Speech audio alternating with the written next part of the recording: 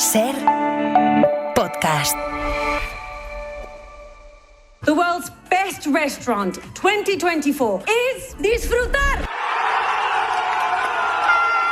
Hoy por hoy Magazine. Ser podcast.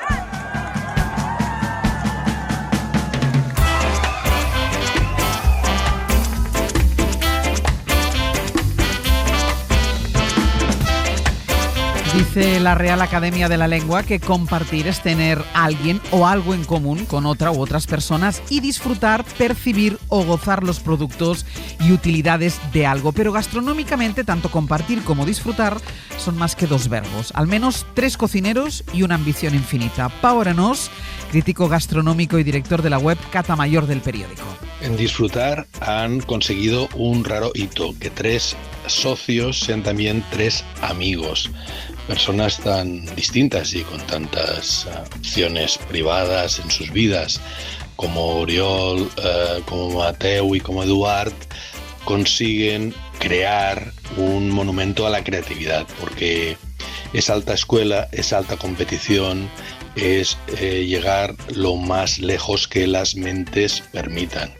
No es un restaurante en el que la gente solo vaya a comer. La creatividad, uno hay que trabajarla. 100 platos nuevos cada año, descartes, insistir, pensar qué hacer, qué cosa nueva, cómo ir más lejos, más arriba, cómo hacer disfrutar más al comenzar. Y aquí un trabajo titánico y que no acaba mañana, sino que continúa y continúa. Ahora que se cumple un año de la elección del restaurante Disfrutar, la obra colectiva de los chefs Oriol Castro, Eduard Xatruch y Mateu Casañas como el mejor restaurante del mundo, vamos a charlar con este último sobre la vida de dos de los referentes obligados de la gastronomía nacional e internacional. Mateu Casañas, buen día, buenos días. Buen día, muy buenos días. Mateu, hay un dicho conocido que dice que lo que pasa en Las Vegas se queda en Las Vegas, pero eso pasó ya hace un año, 6 de junio de 2024, con la elección del mejor restaurante del mundo. ¿Cómo recuerdas ese momento que hemos escuchado nada más empezar? Hombre, fue un momento de altísima tensión y de inmensa felicidad. Al final era como si una presa se hubiera desbocado en ese momento, fue emocionantísimo. ¿Y cuánto tarda en llegar la responsabilidad, el peso de la responsabilidad de decir, ostras tú, lo que tenemos encima? Los que nos conocen bien saben que al cabo de pocos segundos, diría yo. Porque ¿qué pasa cuando uno recibe este tipo de galardón? Es decir, ¿piensas solo en mejorar, piensas en no fallar o es algo que llama en vuestro ADN de siempre? Bueno, siempre hemos sido una gente muy respetuosa y muy conservadora en ese sentido, es decir, hemos sido muy conscientes de lo que representa a nivel de responsabilidad encabezar un proyecto como este, y en el momento en que decidimos y nos definimos como restaurante creativo, pues asumimos una serie de retos que son mayúsculos y bien como apuntaba Pau, ¿no?, en esta introducción que habéis escogido, sí, pues implica un recorrido lleno de tensión, presión y mucho esfuerzo, ¿no? ¿Han cambiado muchas cosas en estos 12 meses? Yo podría decir que no. Es verdad que somos conscientes desde un punto de vista pues que la gente ahora viene a un restaurante en el que supuestamente se ostenta este galardón de mejor restaurante del mundo. Con eso somos muy consecuentes y conscientes de la responsabilidad que supone, pero en el día a día no, porque estamos acostumbrados y siempre nos definimos como una gente muy constante y muy regular en todo lo que refiere a nuestro trabajo. ¿Y esto se traduce en más reservas de todo el mundo o ya más era imposible? Pues mira, somos siempre muy, muy respetuosos con todos, pero podemos decir que ya antes de este reconocimiento Disfrutar podía gozar de un prestigio a nivel global y sobre todo local que hacía que nunca dejáramos una silla vacía. Y eso pues nos enorgullece y por lo tanto sí que los da, es más proyección a medio y largo término, ¿no? Con toda esta responsabilidad, con lo que supone estar ya arriba, ¿se sigue disfrutando haciendo lo que hacéis? Sí, es evidente.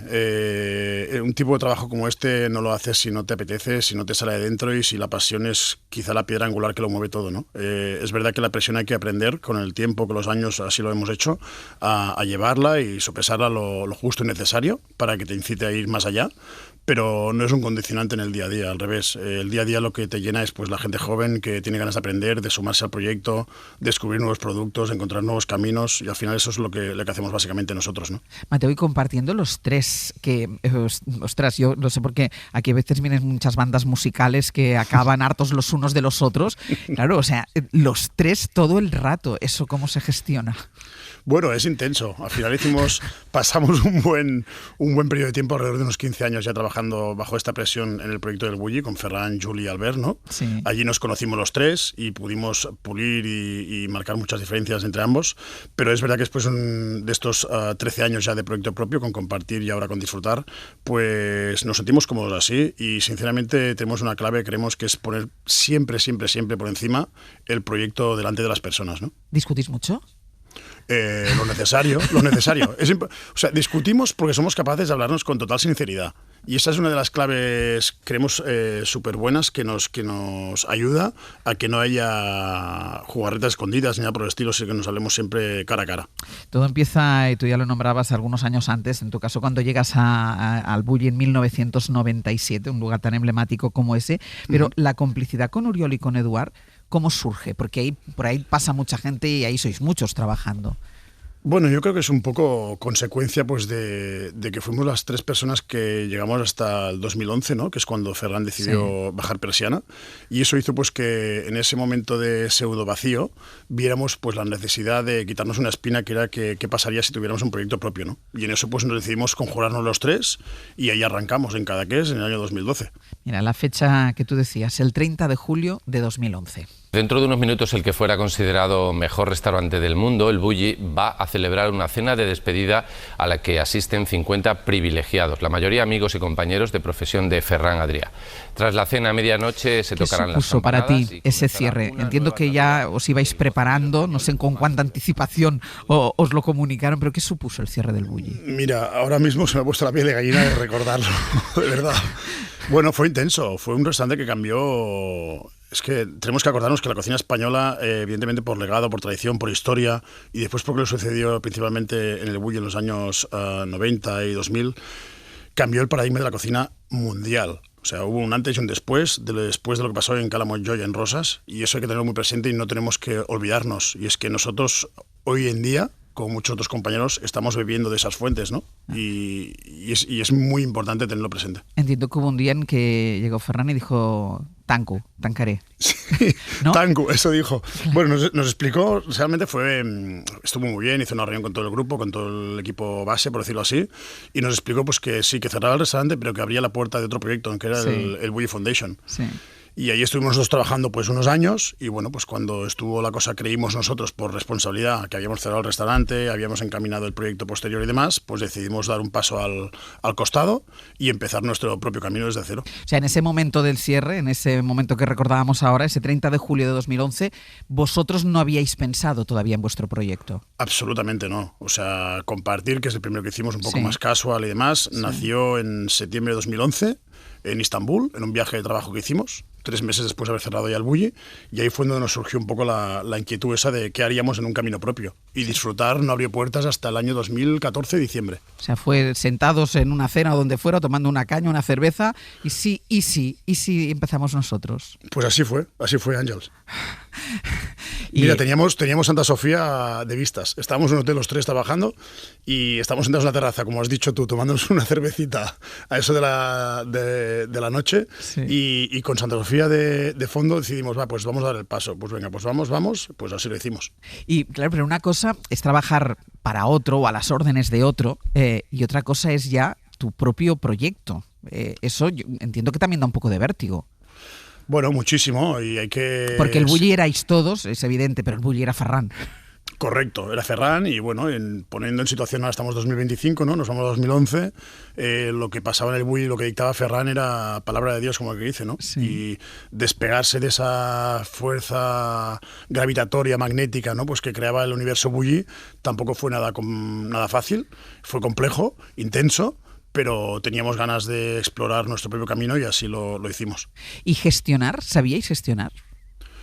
Yo diría que absolutamente no, pero bueno, para eso es toda la vida, ¿no? Me pensaba que me ibas a decir, y ahora tampoco.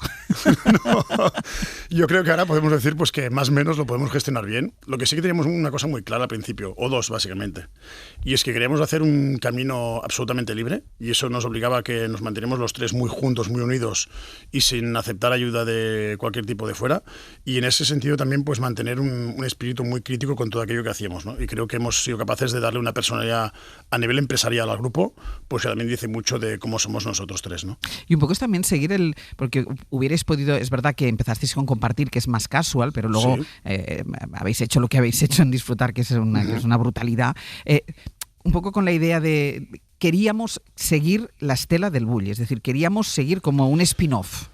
Yo creo que más que querer es un poquito frase clásica, ¿no? De que la cabra tira al monte. Yeah. Y me explico. Y es que habíamos estado muchos años pues bajo presión, con cocina creativa, trabajando para ello, ¿no? Formando parte de ese núcleo de trabajo que Ferran había creado también en Calamonjoy.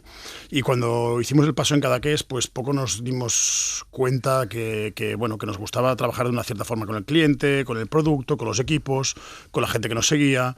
Y bueno, dimos el paso en Disfrutar, diciembre de 2014, y creo que a final 2015-2016 pues ya podemos decir pues que vimos muy claramente que lo nuestro era volver a hacer cocina creativa, de autor, y en eso nos pusimos manos a la obra. Me vas a decir una cosa, es trabajar bajo presión.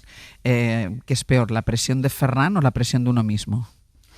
Bueno, pues son distintas. Yo diría que cuando tienes la de tú mismo es mucho más amplia, porque evidentemente todas las decisiones que tú tomas no hay un paraguas superior que pueda tomar ningún golpe. Entonces la ventaja que tenías con Ferran era pues que sí, que había una presión creativa desde el punto de vista de trabajo, de horas, de esfuerzo, pero el tema de la gestión pues quedaba en un segundo término porque eran ellos con Juli y Albert, ¿no? Pues quien la soportaban. Por lo tanto yo diría que es peor la segunda. ¿Habéis aprendido con él también, bueno, y en este caso me puedes responder tú que es el que estás aquí, también a ser jefe?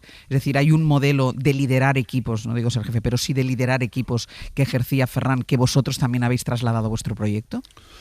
En cierto modo sí, pero también añadiría pues que cada generación estamos obligados a mejorar lo que hemos vivido, ¿no? Y eso pasa de forma transversal en todos los sectores. Y yo creo pues que Ferran, evidentemente, con toda su generación mejoró lo que había encontrado desde un punto de vista de aprendizaje, y nosotros intentamos hacer lo mismo pues que la gente que nos sigue a día de hoy en nuestro modelo de gestión actual. ¿Ha cambiado la tensión en las cocinas con las nuevas generaciones? ¿Hay menos tensión en las cocinas? Absolutamente. Y yo creo que para bien, ¿eh? No, eso es positivo total. Porque siempre tenemos un poco en el imaginario la tensión, la coreografía que hay en la cocina, para sobre todo cuando asume una de estas características para que todo salga, pero también tenemos en el imaginario gritos, malos rollos. ¿Eso ha cambiado? Bueno, eso son quizá... ¿O hay mucho mito ahí? No hay mucho mito. Esa percepción parte de una realidad que existía en gran parte en muchas cocinas, sí, que poco a poco se va disipando por suerte de todos y se va construyendo otro tipo de manera de hacer, y que no hay otro camino a recorrer. Al final, si queremos continuar atrayendo talento y gente con ganas de hacer cosas diferentes, hay que crear también ambientes y climas de trabajo aptos para todos, ¿no?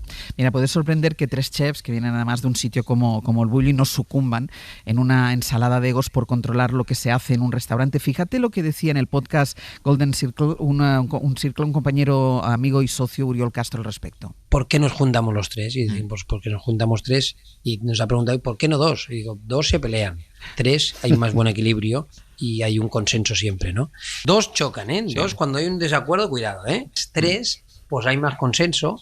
Nosotros somos gente que tardamos mucho en tomar decisiones, porque somos 3, pero las tomamos firmes. ¿Estás de acuerdo? Absolutamente. Eso siempre nos llamamos un poco dinosaurios, ¿no? En ese aspecto nos cuesta dar un paso, pero cuando lo damos intentamos dejar huella. Además me ha hecho gracia porque yo no lo había escuchado y dice 2 chocan. En mi familia somos 3 y nosotros siempre decimos votamos porque claro, si votas siempre hay uno que pierde, 2 ganan, solo el empate es imposible. ¿Vosotros votáis? Sí, claro que votamos, pero nunca las usamos, porque al final es verdad que buscamos un consenso. Por más que cueste creer, los egos los tenemos cerrados en cajón, en baúl, con cerrojo y candado, y los tenemos ahí aparcados. Y siempre intentamos tomar la decisión, y eso es lo que lo facilita, que sea mejor para el colectivo, para el proyecto, para el grupo, para el objetivo, y ese es el camino. Mira, y hay una cosa, al margen de la practicidad, que decía Arauriol, mejor 3 que 2, pero sí que es un hito, ¿no? Pau Arenós, lo escuchábamos al principio en la introducción, define como hito que sean 3 grandes chefs, que por separado serían ya cada uno de ellos la bomba, que 3 compartan una cocina. Esto no es muy habitual. No, y creo que está muy bien y es gratificante pues que se ponga de relevo, porque al final, en un mundo donde cada vez parece que la gente a nivel individual es capaz de hacerlo todo, nosotros nos entestamos en decir que no. que la unión está en la fuerza, que en el colectivo está lo que vamos a ganar todos y que es importantísimo que las nuevas generaciones, y así lo intentamos hacer con la gente que nos acompaña en nuestros equipos, entiendan que siempre alguien tiene que aportar, que sumar y que decir para mejorar la decisión. Y a veces nos pueden tirar un poquito como de serios y eso en esto, ¿no? Pero es que estamos convencidísimos en esto, que el más gente suma siempre. ¿Es verdad que al principio, cuando echó a andar Compartir, ocultabais que habíais sido cocineros del Bulli? No lo ocultábamos, pero lo que necesitábamos de forma imperiosa en esa época vital y profesional era despegarnos pues, de lo que había supuesto, ¿no? Porque al final vivir con esa sombra cuesta mucho y queríamos que la gente nos valorara como proyecto propio. Y en eso hemos trabajado durante muchos años, lo hemos conseguido, no ha sido fácil, pero agradecemos pues, que la gente vea e identifique pues, que hay un estilo marcado y muy claro, pues que tiene un camino a recorrer por sí mismo, ¿no? ¿Y dónde está el límite, Mateo? En un restaurante creativo y de vanguardia, ¿cuál es el límite? Bueno, pues podríamos decir quizá la pasión, ¿no? La pasión por el oficio. Mientras tú tengas ganas de ir un poquito más allá, el mundo gastronómico es inmenso. No nos cansaremos ni nos cansamos nunca de decir que la gastronomía es cultura. En un país como es el nuestro, que es España, pues hay que tener presente que aquí pasan cosas muy distintas y pasan muy distintas por muchos productos, por muchos recetarios, por mucho legado que tenemos. Especialmente en Cataluña hay particularidades muy claras que los microclimas diferentes y próximos a la vez nos dan una posibilidad inmensa y todas esas posibilidades se multiplican hasta el máximo exponente y eso hace pues que los caminos sean casi, al menos ilimitados por lo que percibimos nosotros. Por lo tanto, el límite no existe. Cocinar hace feliz a las personas, cocinar te ayuda a ser mejor, a conocer tu historia, a dibujar tu futuro y por lo tanto nosotros larga vida a la gastronomía. ¿Cuánto tiempo paráis? ¿Os dais un periodo para seguir creando, para viajar, para ir buscando nuevas cosas, para que puedan salir esas ideas, para hacer esos platos? Nosotros siempre hemos sido conscientes de que eso va muy ligado a nuestro día a día y la manera de entender la vida y la profesión. Entonces, no tenemos unos periodos marcados en calendario como podíamos tener en el Bulli, en el que había 6 meses de parón, claro, y 6 meses de trabajo, y en cambio nosotros hemos intentado siempre el primer día, y nos está yendo muy bien, es combinar la propia vida profesional personal con el día a día de la creatividad. Es decir, a cualquier viaje, a cualquier salida, a cualquier charla, a cualquier demostración, cualquier input con un cliente, a cada momento hay que mantener la mente y sobre todo los oídos muy despiertos para poder captar esa magia, ese momento, esa diferencia. Pero evidentemente, más allá de la idea que se puede tener de que todo depende de un input eléctrico, de una idea genial de un día cualquiera, la creatividad es trabajo, la creatividad es método y la creatividad es constancia y regularidad. En una cocina de alta gastronomía, sobre todo, ¿o cómo se aprende de lo que no funciona? ¿Cómo se ve lo que no funciona? Estando allí, Àngels. Es importante estar muchas horas presente. No vale solo estar el día en que se crea el plato, sino que hay que estar allí codo con la gente, la mayoría de los días que puedas, y ahí es donde percibes la realidad de los clientes, porque al final en un mundo tan digitalizado, lo más importante es hablar y escuchar, y el trato a trato es lo que suma. Mateo Casañas, un placer y un gusto hablar contigo. Pues muchísimas gracias, un fuerte abrazo y gracias a todos. Por muchos más años de éxito. Un beso.